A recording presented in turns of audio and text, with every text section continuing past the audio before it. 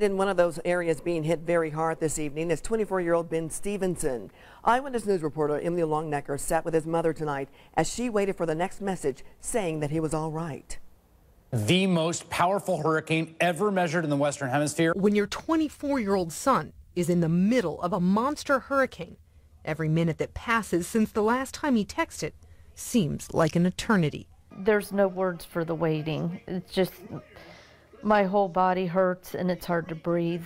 This is where Rachel Urich has spent most of the day, on her couch in her Noblesville home, the television on, watching Hurricane Patricia make its way right towards one of the people most precious to her, her son Ben. You want to do everything you can to protect your child, and I would do anything for my kids. Her cell phone in hand, Rachel's been trying to stay in touch via text with Ben, trapped in Puerto Vallarta, Mexico, forced to ride out what's being called the largest hurricane on record. It's just gut-wrenching, literally. Ben, who lives and works in San Francisco, left 6 days ago for vacation with his friend Lexi, who's also from central Indiana. The pair woke up this morning to learn what was once characterized as a Category 1 hurricane had quickly changed. If he would have just had some type of warning, he would never have stayed. But with the airport and roads to it now closed until the worst is over, Rachel says her son and many other tourists have been forced to stay put and find shelter right where they can.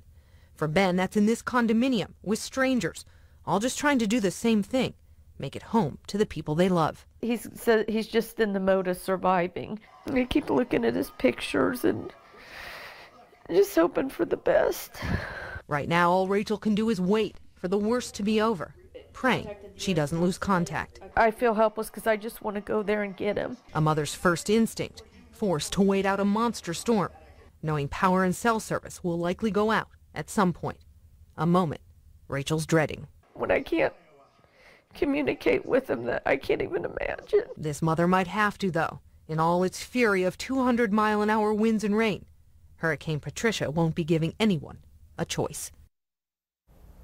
Yeah, and at this point, it's been about an hour since Rachel has heard from Ben. She's been on the phone all day with the Red Cross, other agencies, and they've told her they just have to wait for this to hit and see, and then tomorrow call again, and we'll see where we go from there. But all she can do is really wait and pray. Just sit and wait and pray. And a lot of people are praying for her and other Hoosiers who are there, who are stuck in that storm. Yeah, it's a tough. Certainly hoping and wishing for the best. Absolutely. Emily, thank you. And Sean now joins us. And I think the interesting thing is that this storm just really intensified kind of out of nowhere very rapidly. Yeah, one of the shortcomings of hurricane models is definitely intensification forecast. This went from a tropical storm to the strongest hurricane on record for the Western Hemisphere in 30 hours. Wow. So that's not a lot of notice for the folks along the